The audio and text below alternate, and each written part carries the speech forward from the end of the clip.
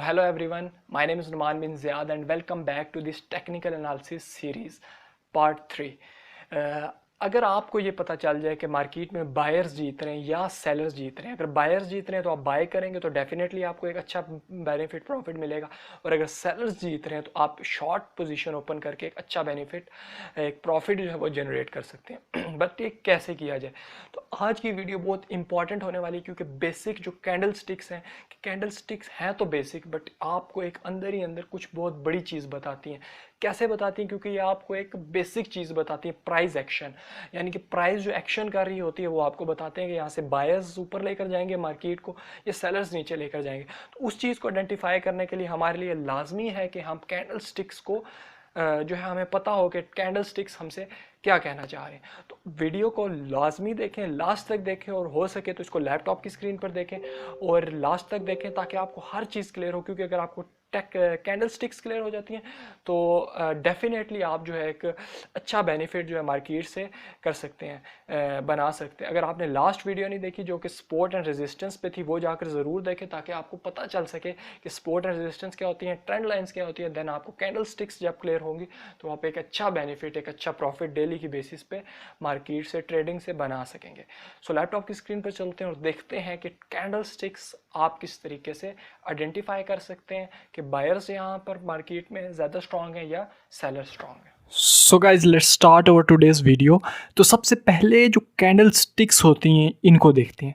ठीक है, अगर आपको ये नज़र आ रहा हो तो ये सिंपल आपकी ये कैंडल स्टिक है। अब इसको कैंडल स्टिक क्यों कहते हैं? क्योंकि ये आपको कैंडल की तरह की दिखाई देती है, तो इस वजह से इनको कैंडल स्टिक्स कहते हैं। ऑलराइट गाइज, तो अब देखते हैं कि कैंडल स्टिक्स में आपको क्या चीज़ देखनी चाहिए। अगर ये एक कैंडल है, ठीक है, तो इसके दो पार्ट्स हैं। सबसे पहले आपने याद रखें, एक इसका बॉडी पार्ट है और एक इसकी विक्स है। बॉडी पार्ट कौन सा है? अब ये जो इसका कलर वाला पार्ट है, यानी कि ये वाला, ठीक है, ये वाला, तो इसको कहते हैं बॉडी। ठीक है, कैंडल की इसको बॉडी कहते हैं।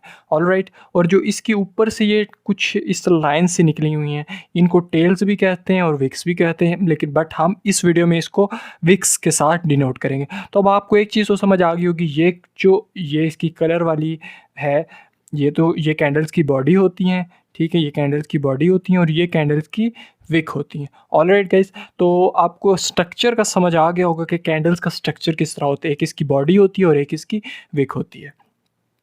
अब जो नेक्स्ट एक कॉन्सेप्ट है कि आपने किस तरीके से कैंडल्स को रीड करना है, क्योंकि कैंडल्स जो होती हैं वो हमें कुछ ना कुछ एक लैंग्वेज है, हमें बताना चाह रही होती हैं, और जो ट्रेडर इसको डीकोड कर जाता है, इसको समझ जाता है, तो वो एक सक्सेसफुल ट्रेडर बनने की तरफ अपना जो एक रास्ता होता है वहाँ पर स्टार्ट ले लेता है। तो कैंडल स्टिक को अगर हम देखें तो सबसे पहले हमें उसके लिए एक चीज़ को याद रखना होगा। आपने इस चीज़ को ना रट्टा मार लेना है। वो चीज़ क्या है? OHLC। अब ये क्या है? OHLC। O का मतलब ओपन, L का मतलब OH, H का मतलब हाई, L का मतलब लो और C का मतलब क्लोज, यानी कि OHLC। तो ये आपका सिंपल कॉन्सेप्ट है, ओपन, हाई, लो, क्लोज। अब जो इस चीज़ को समझ जाता है वो समझे कि कैंडल स्टिक को काफ़ी हद तक रीड कर जाता है। अब सबसे पहले हम देखते हैं कि कैंडल स्टिक्स किस तरह की होती हैं और आपको ये क्या बताती हैं। ये तो सिंपल सा एक कॉन्सेप्ट है कि अगर मार्केट अप साइड पर जा रही होगी, यानी कि अप ट्रेंड होगी, बायर्स होंगे, बायर्स मार्केट को ऊपर लेकर जा रहे होंगे, तो तब ग्रीन कैंडल्स बनेंगी। ठीक है, और जब सेलर्स मार्केट को नीचे लेकर आ रहे होंगे डाउन ट्रेंड, तो ऑब्वियसली रेड कैंडल्स बनेंगी। ऑलराइट गाइस, तो ये आपको चीज़ ये समझ आ गई है। अब OHLC को देख लेते हैं। अब एक ये कैंडल है, ठीक है, तो अगर एक ग्रीन कैंडल है तो वो हमेशा आपने याद रखना है कि वो नीचे से ओपन होती है, यानी कि वो यहाँ से ओपन हुई और प्राइस ऊपर गई। ठीक है, अगर ग्रीन कैंडल है तो वो सारी सी बात है, ऊपर ही जाएगी तो वो ग्रीन होगी, अगर नीचे आएगी तो वो रेड हो जाएगी। तो इसलिए जब ये कैंडल ग्रीन कैंडल जो होती हैं वो हमारी हमेशा नीचे से ओपन होती हैं और क्लोज़ हमेशा ऊपर होती हैं। अब वो अगर यहाँ पर हो, यहाँ पर हो, यहाँ पर, जहाँ पर भी क्लोज हो, लेकिन ओपनिंग प्राइस जो इसकी है यहाँ से जहाँ पर भी ऊपर क्लोज होगा तो वो ग्रीन कैंडल होगी। ऑलराइट, तो ओपन एंड क्लोज का आपको भी पता चल चुका है। अब लो एंड हाई आपका सिंपल कॉन्सेप्ट होता है। जो आपकी ऊपर की चीज़ होती है उसको आप हाई कहते हैं और जो नीचे की चीज़ होती है उसको लो कहते हैं। अगर इस कैंडल को हम देखें तो ये ग्रीन कैंडल, यहाँ से ग्रीन कैंडल है तो ये नीचे से ओपन हुई और प्राइस जो है पहले थोड़ी नीचे आई, ठीक है, और अपना एक लो बनाया, इसको लो कहेंगे। फिर बायर्स जो है मार्केट को ऊपर ले गए और एक लेवल पर ले आए, फिर वापस जो कैंडल थी वो इस लेवल पर क्लोज होगी, ठीक है। तो ये इसकी क्लोजिंग पॉइंट हो गया और ये इसका हाई था क्योंकि आज प्राइस यहाँ तक हाई पे गई थी और ये यहाँ तक लो पे आई थी। तो ये सिंपल सा कॉन्सेप्ट है ओपन हाई लो क्लोज का। अगर रेड कैंडल में हम बेरिश कैंडल में देखें तो हमेशा आपने याद रखना है कि बेरिश कैंडल हमेशा ऊपर से ओपन होती है, ठीक है।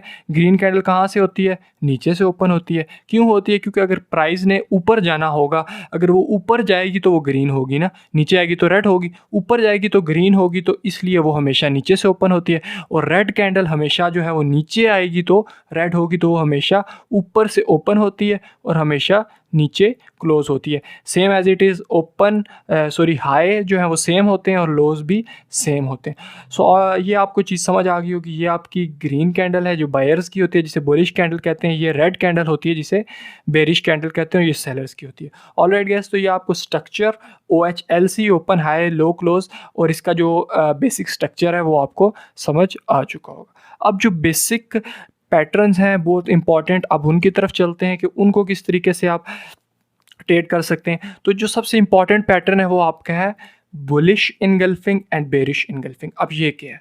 अब ये मैं आपको बताता हूँ कि एक आपकी बनी रेड कैंडल। अब ये रेड कैंडल कहाँ से ओपन हुई? ऊपर से ओपन हुई और क्लोज कहाँ पर? नीचे क्लोज हुई। ऑलराइट, अब जो नेक्स्ट कैंडल है ये हमारी है बुलिश इनगल्फिंग कैंडल, और ये किसको रिप्रेजेंट करती है कि बायर्स मार्केट में स्ट्रांग है। क्यों मार्केट में स्ट्रांग है?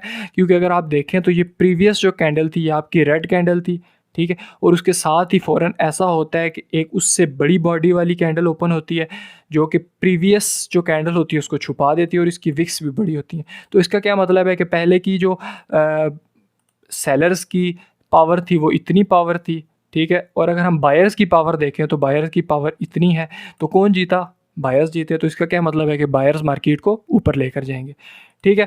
अगर इसको इनगल्फिंग देखें तो इनगल्फिंग का क्या मतलब? इनगल्फिंग का मतलब होता है कि आपकी जो प्रीवियस की कोई भी चीज़ है ना, अगर आप एक बंदा खड़ा हो जाता है और उसके पीछे एक बच्चा खड़ा हो जाता है, तो जो आगे वाला बंदा होगा वो बच्चे को नहीं देख सकेगा। क्यों नहीं देख सकेगा? क्योंकि जो बड़ी चीज़ है वो पीछे वाली चीज़ को छुपा देगी। तो इस वजह से इसको इनगल्फिंग कहते हैं, क्योंकि ये जो बड़ी बॉडी वाली कैंडल होती है ग्रीन, ये प्रीवियस जो कैंडल होती है रेड, इसको छुपा लेती है अपनी बॉडी के अंदर। तो अगर आप इसके स्ट्रक्चर को देखें तो ये यहाँ से ओपन हुई, ठीक है, और यहाँ पर क्लोज हुई, यानी कि प्रीवियस बॉडी को इसने छुपा दिया और इसकी विक्स भी बड़ी होगी। अब इसकी जो बॉडी होती है हमेशा बड़ी होती है और विक्स हमेशा थोड़ी छोटी होती है, ये प्रीवियस कैंडल को छुपा देती है, तो इसको बुलिश इनगल्फिंग कहते हैं। सेम इसका ऑपोजिट, अगर प्राइस ये बेरिश है, रेड कैंडल है, तो कहाँ से ओपन हुई? ऊपर से ओपन हुई, क्लोज कहाँ पे हुई? नीचे क्लोज हुई।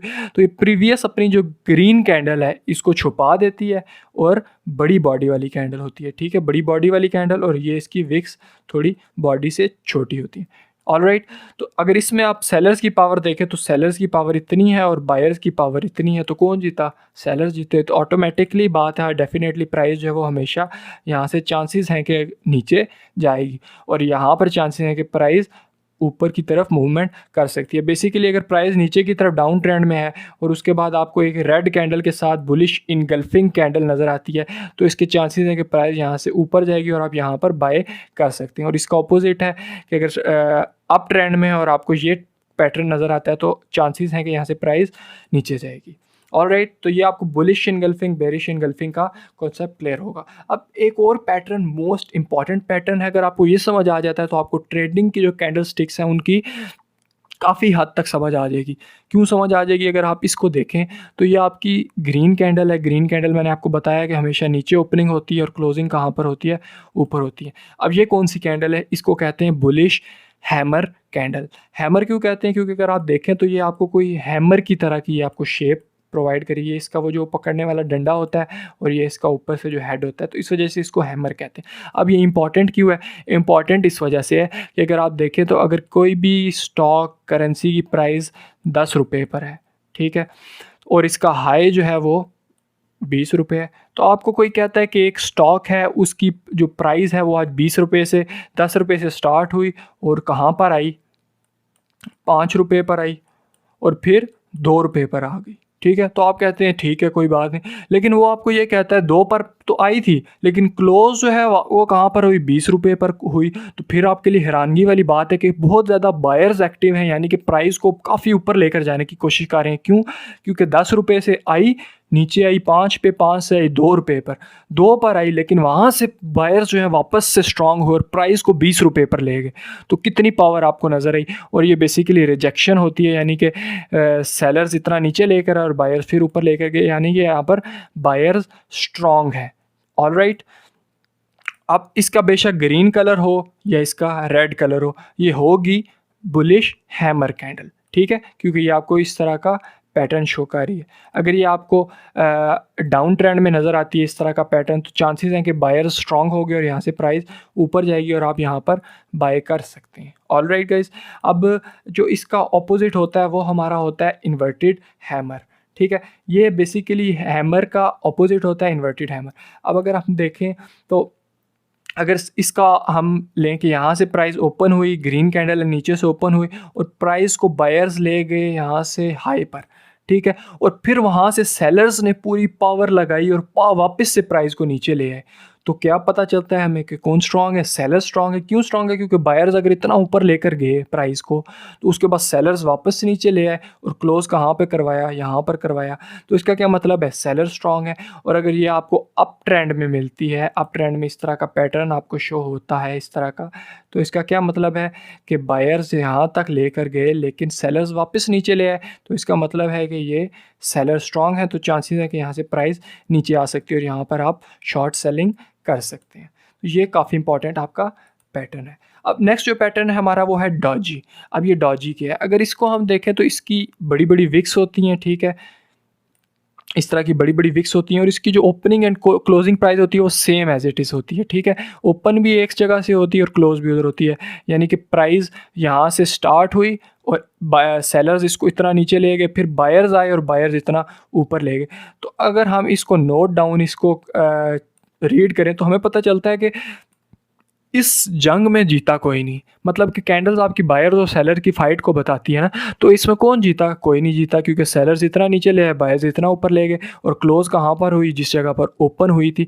तो इसका मतलब है कि अनडिसीजन मार्केट है, अभी तक कोई नहीं पता चला। तो इसको आप ट्रेड कैसे कर सकते हैं? जब आपके पास इस तरह का कोई पैटर्न शो होता है, अगर आप ट्रेंड में शो होता है डॉजी कैंडल या डाउन ट्रेंड में डॉजी आपको शो होती है, तो आपने वेट कर रहे हैं नेक्स्ट कैंडल का। अगर नेक्स्ट आपको बुलिश इनगल्फिंग या स्ट्रॉन्ग बुलिश कैंडल नज़र आती है, तो इसका मतलब है कि जो आपकी फाइट चल रही थी इसके अंदर कौन जीत चुका है? बायर्स जीत चुके हैं और वो प्राइस को ऊपर लेके जाएंगे। और सेम एज इट इज़ अगर डॉजी बनती है और उसके बाद एक स्ट्रॉन्ग रेड कैंडल बन जाती है, ठीक है, तो इसका क्या मतलब है कि यहाँ पर सेलर्स जीत चुके हैं और प्राइस अब यहाँ से नीचे आने के चांसेस हैं। ऑलराइट, नेक्स्ट जो हमारा पैटर्न है ये है bullish morning star and bearish evening star.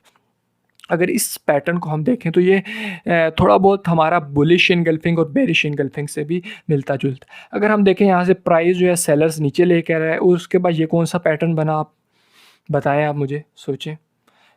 Doge candle बनी ना, कि यहाँ से ये बड़ी बड़ी विक्स बने और जहाँ से ओपन हुई वहाँ पर। तो इसका क्या मतलब है कि इतना सेलर्स नीचे लेकर आ रहे थे प्राइस को, अचानक से बायर्स आ गए और फाइट स्टार्ट हो गई, ठीक है। तो और उसके बाद एक कैंडल बनती है जो कि इस टाइप की कैंडल है, बुलिश इनगल्फिंग की तरह की। लेकिन इसको मॉर्निंग स्टार क्यों कहते हैं? क्योंकि ये मॉर्निंग मतलब कि सूरज आपका जिस टाइम सुबह के टाइम पे चढ़ता है ऊपर की तरफ, तो इस वजह से मॉर्निंग, और इवनिंग मतलब कि जो मगरिब के टाइम पे नीचे आता है, तो इस वजह से इवनिंग स्टार कहते हैं। अगर इसको देखें तो इसकी अगर प्राइस ओपनिंग देखें तो जो प्रीवियस आपकी डॉजी कैंडल होती है उसके साथ इसकी ओपनिंग होती है और इसकी क्लोजिंग जो होती है आपकी प्रीवियस कैंडल से ऊपर होती है। इसका मतलब है कि ये मॉर्निंग स्टार है और बायर्स यहाँ पर स्ट्रांग हो गए।